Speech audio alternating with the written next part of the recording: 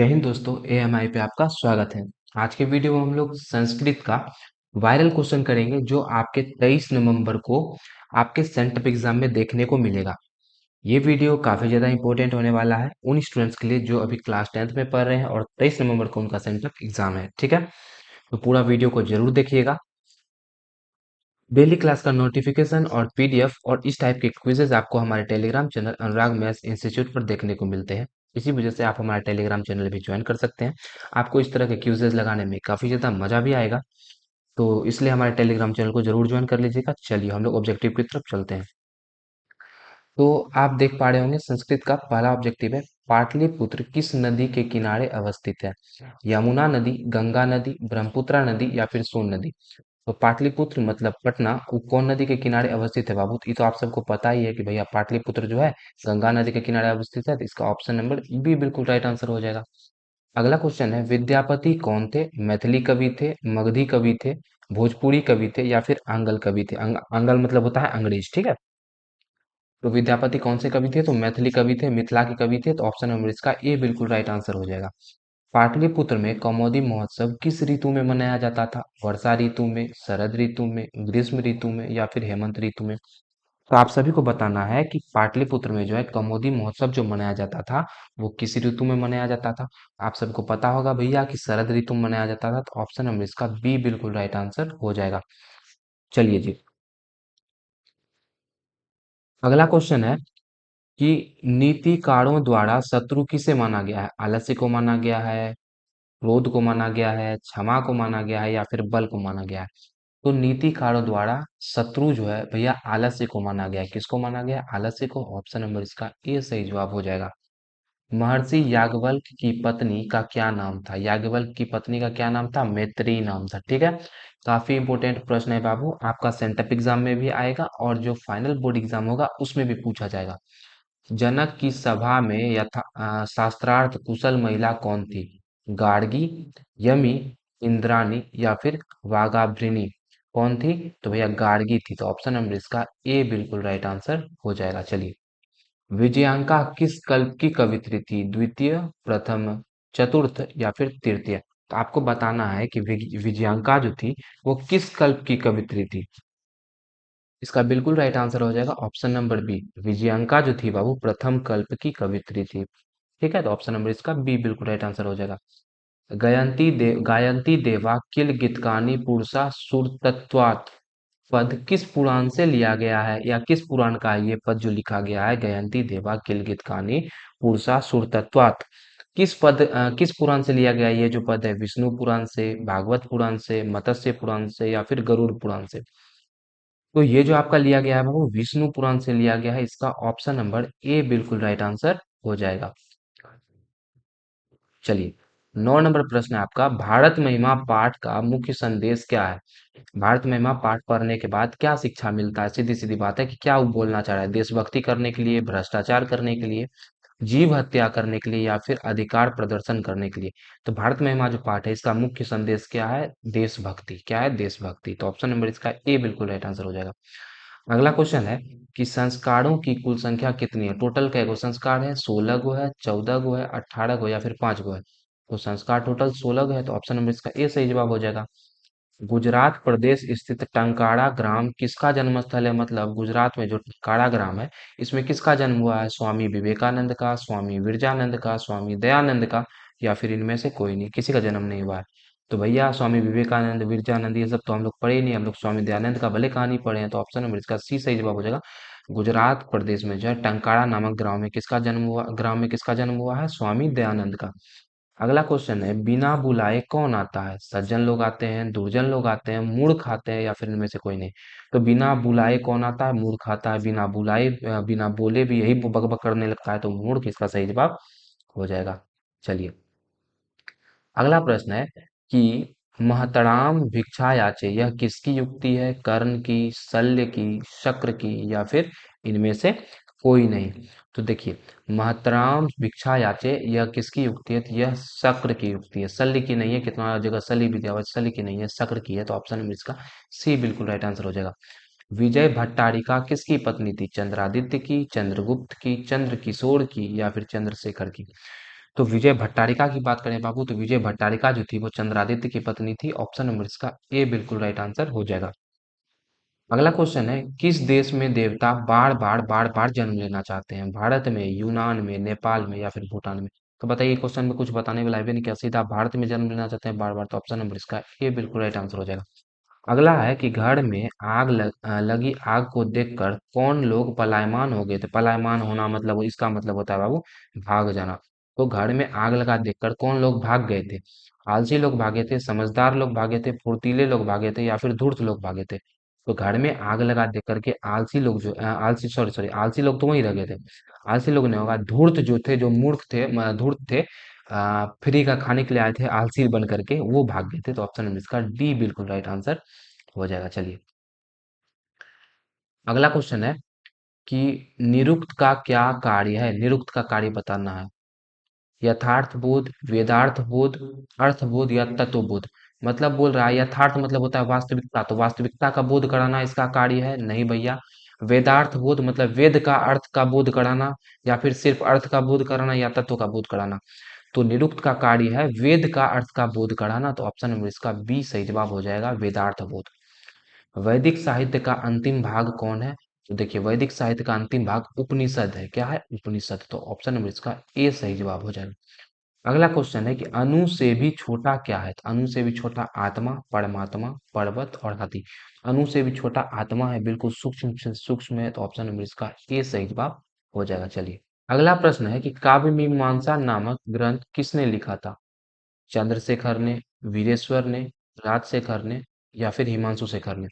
तो काव्य मीमांसा नामक ग्रंथ किसने लिखा था? राजशेखर ने लिखा था। तो ऑप्शन नंबर इसका सी बिल्कुल राइट आंसर हो जाएगा।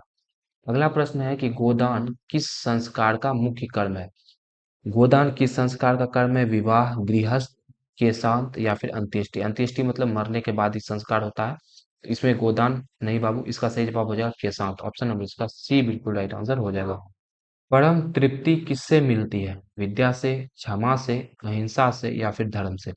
परम तृप्ति मतलब मन मस्त हो गया, ऐसा वाला तृप्ति किससे मिलता है? जब आदमी को ज्ञान होता है ना, तभी तृप्ति का तभी तृप्ति मिलता है उसको। तो विद्या से। ऑप्शन नंबर इसका ए सही जवाब हो जाएगा। नरक के कितने द्वार होते हैं? नरक के 3, 5, 7 या फिर इनमें से कोई नहीं? तो नरक के 3 द्वार होते हैं। ऑप्शन नंबर ए इसका बिल्कुल राइट आंसर हो जाएगा। नरक के कितने द्वार हैं? नरक के 3 द्वार हैं। चलिए, अगला प्रश्न है कि कर्मवीर कथा का नायक कौन है? कर्मवीर कथा का हीरो कौन है? किस पे ये कहानी बना हुआ है कर्मवीर? राम परवेश राम, राम अवतार शर्मा, प्रहलाद उपाध्याय या फिर महावीर सिंह? तो कर्मवीर जो कथा है, इसका नायक, इसका लीडर, इसका जो हीरो है वो कौन है? वो राम परवेश राम है। ऑप्शन नंबर इसका ए सही जवाब हो जाएगा। छात्रों का तब क्या है? अब आप ही बताइए, छात्र को क्या चीज करना चाहिए? आलस से करना चाहिए? आलस से नहीं करना चाहिए। क्रोध करना चाहिए? नहीं। क्षमा करना चाहिए? अरे भैया क्षमा करना चाहिए, लेकिन इसका तप थोड़ी है कि क्षमा करने में तप करने लगे। छात्र का तप अध्ययन है। ऑप्शन नंबर इसका ए सही जवाब हो जाएगा। स्वामी दयानंद के द्वारा आर्य समाज की स्थापना कब की गई थी या कब हुई थी? 1975 में, 1875 में, 1799 में या फिर 1885 में? तो स्वामी दयानंद द्वारा आर्य समाज की स्थापना 1875 में किया गया था। ऑप्शन नंबर इसका बी सही जवाब हो जाएगा। अगला क्वेश्चन है, विरजानंद किसके गुरु थे? स्वामी दयानंद के गुरु थे, स्वामी विवेकानंद के गुरु थे, महावीर के गुरु थे या फिर गौतम बुद्ध के गुरु थे? तो विरजानंद जो है दयानंद के गुरु थे। तो ऑप्शन नंबर इसका ए सही जवाब हो जाएगा। चलिए,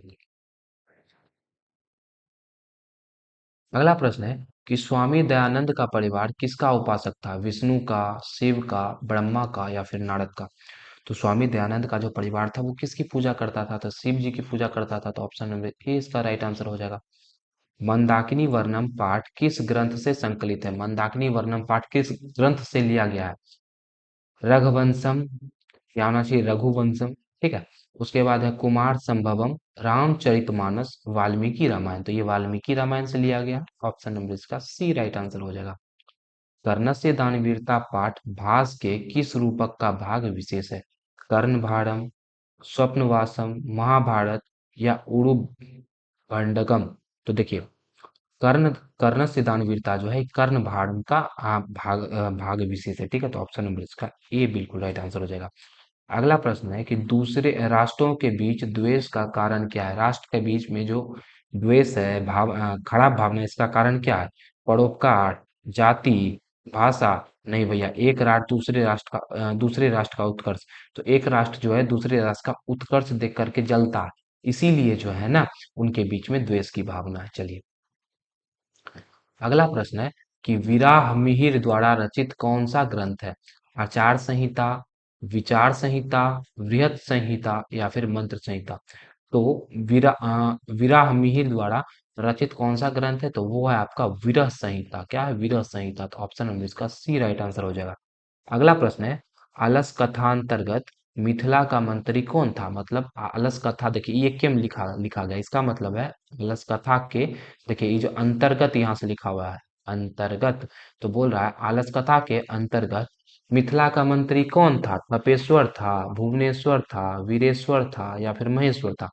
तो मिथिला का मंत्री वीरेश्वर था। तो ऑप्शन नंबर सी सही जवाब हो जाएगा। अगला प्रश्न है, सरस्वती का कुलगृह कौन सा महानगर था? कौन सा महानगर सरस्वती का कुलगृह था? भागलपुर, नालंदा, पाटलिपुत्र या फिर दरभंगा? तो सरस्वती का कुलगृह कौन था बाबू? पाटलिपुत्र था। ऑप्शन नंबर इसका सी बिल्कुल राइट आंसर हो जाएगा। अगला प्रश्न है, स्वामी दयानंद ने किस नगर में आर्य समाज की स्थापना की थी? इसके पहले हमने देखा था कि आर्य समाज की स्थापना कब हुई थी, तो 1875 में हुई थी। अभी आपसे पूछा गया है कि 1875 में तो हुई थी, सही बात है, लेकिन कहाँ हुई थी, किस नगर में हुई थी? तो कोलकाता में हुई थी, मुंबई में हुई थी, पटना में या फिर चेन्नई में, कहाँ हुई थी? तो इसका सही जवाब हो जाएगा ऑप्शन नंबर बी, मुंबई में जो है आर्य समाज की स्थापना स्वामी दयानंद ने 1875 ईस्वी में की थी। अगला प्रश्न है कि विजयांका का काल किस शतक का में माना जाता है? शतक मतलब 100 साल का अवधि को हम लोग शतक बोलते हैं। पंचम शतक, सप्तम या फिर नवम या फिर अष्टम? तो विजयांका का जो काल है किस शतक में माना जाता है? तो इसका राइट आंसर हो जाएगा ऑप्शन नंबर डी, अष्टम शतक में जो है विजयांका काल माना जाता है। ठीक है, तो ऑप्शन नंबर इसका डी बिल्कुल राइट आंसर हो जाएगा। चलिए, अगला प्रश्न है, एक देश दूसरे देश को क्या, यहाँ क्या होना चाहिए, एक देश दूसरे देश का क्या देख करके जलता है? कर्ज देख के जलता है, उत्कर्ष देख के जलता है, आकर्ष देख के जलता है या फिर पराकर्ष देख के जलता है? तो एक देश दूसरे देश का उत्कर्ष देख के जलता है, उन्नति देख के जलता है। ठीक है, याज्ञवल्क्य अपनी पत्नी मैत्रेयी को किसकी शिक्षा देते हैं? भारतीय संस्कार की शिक्षा देते हैं, न्याय योग की शिक्षा देते हैं, सांख्य की शिक्षा देते हैं या फिर आत्म तत्व की शिक्षा देते हैं? तो याज्ञवल्क्य की पत्नी जो मैत्रेयी थी, याज्ञवल्क्य अपनी पत्नी मैत्रेयी को आत्म तत्व की शिक्षा देते हैं। ऐसा क्वेश्चन हम पहले किए थे कि याज्ञवल्क्य की पत्नी कौन थी, तो मैत्रेयी थी, किए थे, याद कीजिए, ये क्वेश्चन याद होना चाहिए। पटना नगर की पालिका देवी कौन है? शीतला देवी, काली, पटन देवी या फिर गौरी? तो देखिए, पटना से याद रखेंगे, पटन देवी जो है पटना नगर की पालिका देवी है। ठीक है, ऑप्शन नंबर इसका सी राइट आंसर हो जाएगा। चलिए, अगला प्रश्न है, आलस कथा के रचयिता कौन है? कालिदास है, विद्यापति है, नारायण पंडित है या फिर विष्णु शर्मा है? आलस कथा जो पाठ है आपका, उसके रचयिता विद्यापति है। ऑप्शन नंबर इसका बी बिल्कुल राइट आंसर हो जाएगा। आलसशाला में आग लगने पर कितने लोग नहीं भागे थे? तो कितने लोग नहीं भागे थे ये बताना है। 3 लोग नहीं भागे थे, 5 लोग, 4 लोग या फिर 6 लोग? तो जब आलसशाला में आग लगाई गई थी तो धूर्त तो भाग गए थे, लेकिन ओरिजिनल आलसी कितने थे? 4 पीस थे। तो ऑप्शन नंबर इसका सी सही जवाब हो जाएगा, 4 आलसी नहीं भागे थे। संसार में बच्चों का सच्चा रक्षक कौन होता है? माता होती है, पिता होते हैं, भाई होते हैं या फिर बहन होते हैं? तो संसार में बच्चों का जो सच्चा रक्षक होती है वो माता होती है। ऑप्शन नंबर इसका ए बिल्कुल राइट आंसर हो जाएगा। चलिए, अगला प्रश्न है कि ऋग्वेद में कितनी मंत्र दर्शनवती ऋषिकाओं का उल्लेख है? पंच, चतुर्विशति, विशति या फिर चत्वारिशतः? तो देखिए, ऋग्वेद में कितनी मंत्र दर्शनवती ऋषिकाओं का उल्लेख है? तो चतुर्विशति। ऑप्शन नंबर इसका बी बिल्कुल राइट आंसर हो जाएगा। चलिए, अगला प्रश्न है, याज्ञवल्क्य की पत्नी कौन थी? देखिए, ऐसा क्वेश्चन हम पहले भी किए थे, अभी हम आपको उसके पिछले बाद वाले क्वेश्चन में बताए। तो याज्ञवल्क्य की पत्नी का नाम क्या था? मैत्रेयी था। ऑप्शन नंबर इसका ए बिल्कुल राइट आंसर हो जाता है। और आप जो है एक और चीज याद रखेंगे, जो जैसा ऑब्जेक्टिव हम लोग कर लिए कि याज्ञवल्क्य अपनी पत्नी मैत्रेयी को किसकी शिक्षा देते हैं? तो आत्म तत्व की, किसकी? आत्म तत्व की शिक्षा देते हैं। ठीक है, चलिए। महाभारत में किस लेखिका का उल्लेख मिलता है? गार्गी का, मैत्रेयी का, सुलभा का या फिर यमी का? तो महाभारत में किस लेखिका का उल्लेख मिलता है? सुलभा का मिलता है। ऑप्शन नंबर इसका सी बिल्कुल राइट आंसर हो जाएगा। अगला प्रश्न है कि वर्तमान काल की संस्कृत लेखिका कौन है? गंगा देवी है, सुलभा है, मिथिलेश कुमारी मिश्र है या फिर विजयंका है? तो वर्तमान समय की मतलब अभी की संस्कृत लेखिका कौन है? मिथिलेश कुमारी मिश्र है। ऑप्शन नंबर इसका सी बिल्कुल राइट आंसर हो जाएगा। अगला प्रश्न है भारत महिमा पाठ के द्वितीय श्लोक का जो द्वितीय श्लोक है वो किस पुराण से लिया गया है? तो देखिए, पहला श्लोक जो है वो भागवत पुराण से लिया गया है और दूसरा श्लोक जो है वो विष्णु पुराण से लिया गया है। तो यहाँ दूसरा श्लोक पूछा गया है तो ऑप्शन नंबर इसका ए बिल्कुल राइट आंसर हो जाएगा। विष्णु पुराण से लिया गया है। अगला प्रश्न है कि जन्म पूर्व संस्कार कितने हैं? मतलब जन्म से पहले कितने संस्कार हैं? षट हैं, पंच, एक या फिर त्रय? षट मतलब होता है 6 है, 5 है, एक है या फिर 3 है? तो देखिए, जन्म से पूर्व जो है 3 संस्कार है। ऑप्शन नंबर इसका डी बिल्कुल राइट आंसर हो जाएगा। चलिए, अगला प्रश्न है कि आलस कथा पाठ में अहो कथयम कोलाहल किसकी उक्ति है? मतलब जो है ये जो कहा गया है कि अरे भाई अहो कथमयम कोलाहल, मतलब यह कैसा शोर है ओ भाई साहब, ये कैसा शोर है, यह किसने कहा था? पहला आलसी बोला था, दूसरा आलसी बोला था, तीसरा आलसी बोला था या फिर चौथा आलसी बोला था? तो ये जो बोला गया था ये पहले आलसी द्वारा बोला गया था कि भाई कैसा शोर है। ऑप्शन नंबर इसका ए बिल्कुल राइट आंसर हो जाएगा। अगला प्रश्न है कि भारतीय संस्कृति की अद्वितीय विशेषता क्या है? संस्कार है, धर्म है, जाति है या फिर संप्रदाय है? तो भारतीय संस्कृति की अद्वितीय विशेषता जो है संस्कार है। ऑप्शन नंबर इसका ए बिल्कुल राइट आंसर हो जाएगा। तो अगर शुरू से आप लोग बने हुए होंगे हमारे वीडियो में तो अभी तक में हम लोग टोटल 50 ऑब्जेक्टिव क्वेश्चन कर चुके हैं। और विश्वास रखिए इस टाइप के ऑब्जेक्टिव क्वेश्चन आपके बोर्ड एग्जाम में भी आएंगे और अभी जो सेंटअप एग्जाम होने वाला है उसमें भी पूछा जाएंगे। ठीक है, तो इसीलिए आज का ये वीडियो काफी इंपोर्टेंट था। ऐसे ही वीडियो हम आगे और भी लेकर के आएंगे तो इसके लिए चैनल को सब्सक्राइब कर लेंगे। अगर आपको वीडियो पसंद आया होगा तो वीडियो को लाइक भी कर देंगे और प्यारा सा कमेंट भी जरूर कर देंगे। तो मिलेंगे आपसे अगले वीडियो में, तब तक हंसते रहिए, मुस्कुराते रहिए। जय हिंद, जय भारत।